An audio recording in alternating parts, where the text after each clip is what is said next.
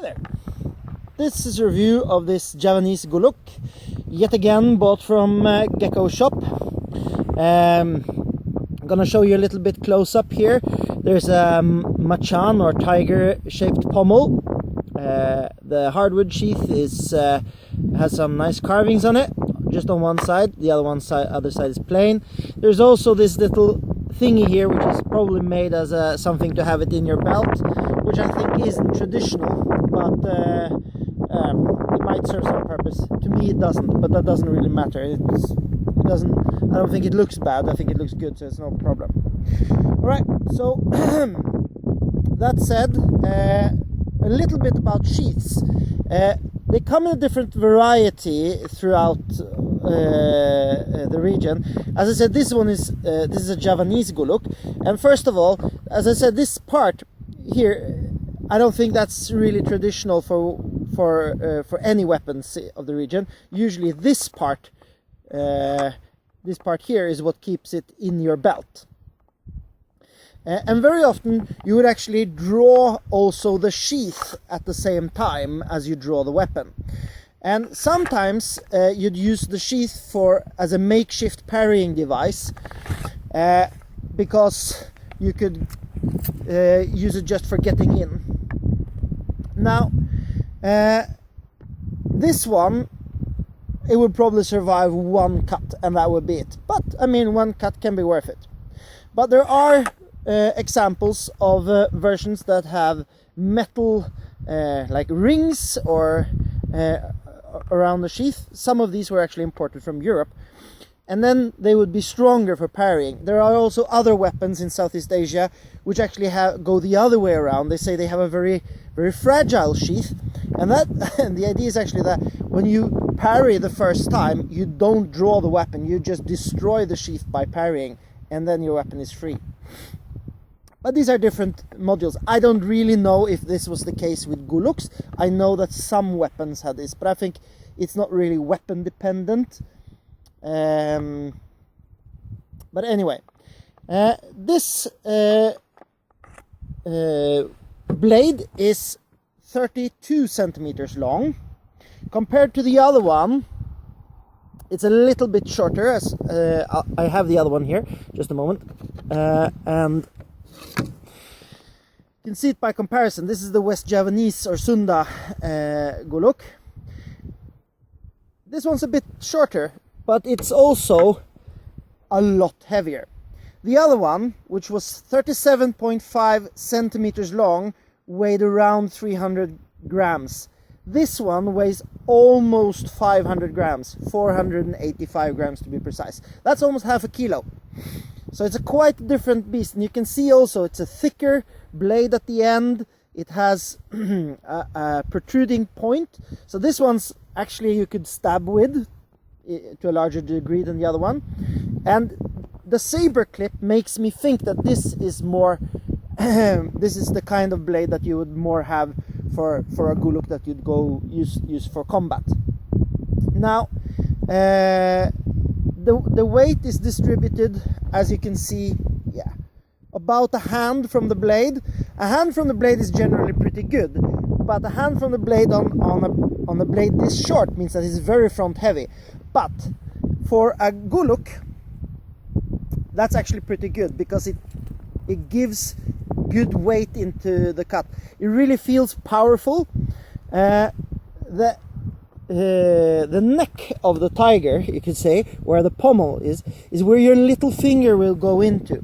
This both facilitates the wrist movement, as I talked about earlier, about the West Javanese one, but also because the little finger is here, it keeps my hands away from the blade. So I actually don't need a cross guard to protect my fingers from this blade. I might still need one to protect my fingers from another person's blade, but generally you'd actually, if you were using this in combat, you'd of course have a shield, and that would make up for the fact that you didn't have a cross guard. By and large, if you don't have a cross guard, it will mean that you probably would use a shield, or in some cases it's just because it is an original, mostly made as a weapon. Very often, many of the weapons in Southeast Asia, they serve more than one purpose. You just don't carry something like a sword only for combat. There are exceptions, of course, but many of them also serve as machetes or other form of tools. Now, this one, it has a full tang. You can see it here and on the other side here, which I'm really happy about, because as heavy as this blade is, if it didn't have a full tang, I wouldn't trust it. But it does. The blade is handmade, the hilt is handmade. From what I've understood, the little bit of research I did, to have a tiger head is actually not traditional for Goloks. That's just what I've found. I might be wrong, but from what I understood, actually they were plain traditionally, or they had a bird's head or Garuda head, from what I've managed to find out. But I've only read 2 sources. I might just be missing something. But as I said, really happy about this. Feels powerful in the hand. Really couldn't be more happy. It's really sharp. I've done a cutting test. I'll show you at the end. And this, because as I talked about earlier, both because of the way the handle is made and the massive weight of the blade, and I don't know if you can see it, but it actually has a distal taper, makes these relatively short chops quite nice and natural. And of course you could attack long full strokes, but if you'd carry a shield, that wouldn't really be practical, so you'd kind of work around it, you know. So you would really want these relatively short, powerful full ones compared to the full ones, which of course have more power, but then your shield comes obsolete. So generally you'd kind of want to fight around the shield. As I said earlier, even if this one is made for combat, some Goloks were made for combat, and this blade, the blade shape, as from what I can find, it's common in large parts of Java. This particular one is made in West Java, at the same place as the other one. But it's the blade shape and the head shape is not typical of West Javanese. Also, just as a little caveat, the fact that I'm doing 2 reviews for Gecko-shop, I actually don't have any commercial cooperation with them. I bought actually 2 identical West Javanese, like the first one I showed you, but there was a malfunction with one of them. Now, I have worked in an online store. I know that between 10 and 5% of whatever comes out of a store, there will be something wrong. You packed it wrong, you sent the wrong item, there's something wrong. Now, so the fact that there was a malfunction, I don't really care. What matters to me is how do they handle it once it happens. Well, they handled it like real gentlemen. Immediately, without any discussion, they said, we will give you your money back, we will refund you. But I declined and I said, listen, I really want another Golok. So what happened was that I added some extra money and got this one, because this is a little bit more expensive. This one goes for 85 euros. Actually, I sent them 25 euros in between. The other one was for 50 euros. And just because I made a brain fart and didn't think, so I just made a wrong calculation.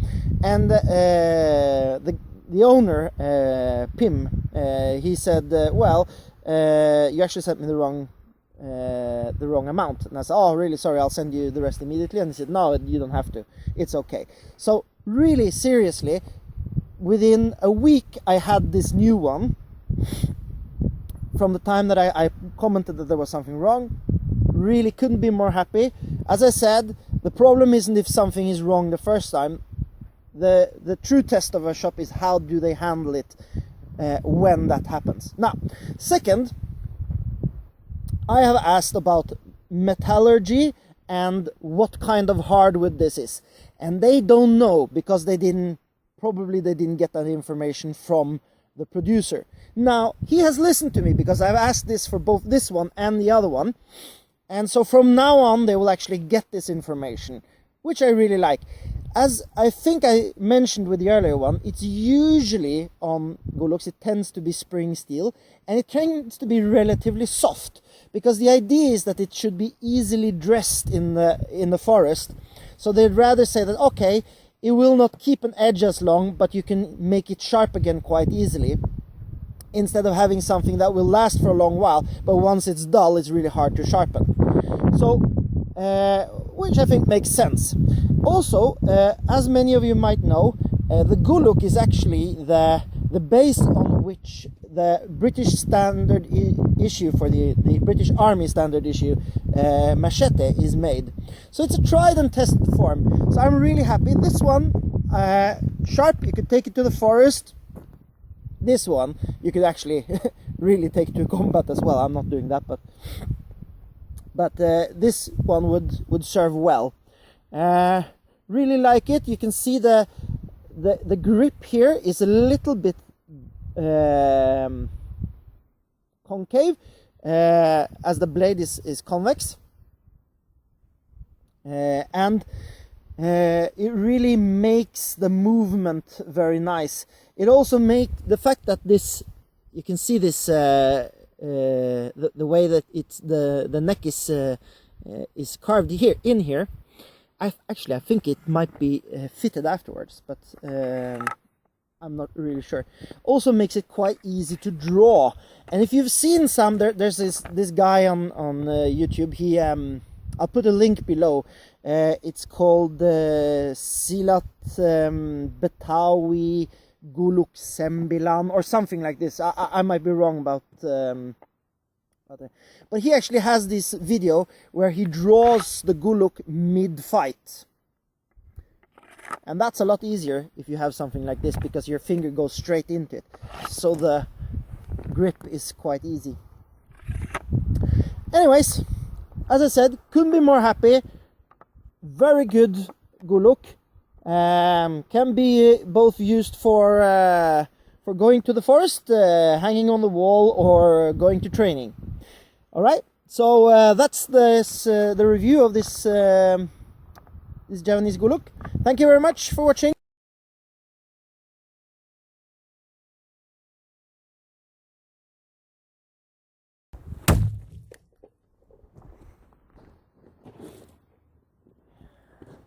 Now, as you can see, that went pretty well.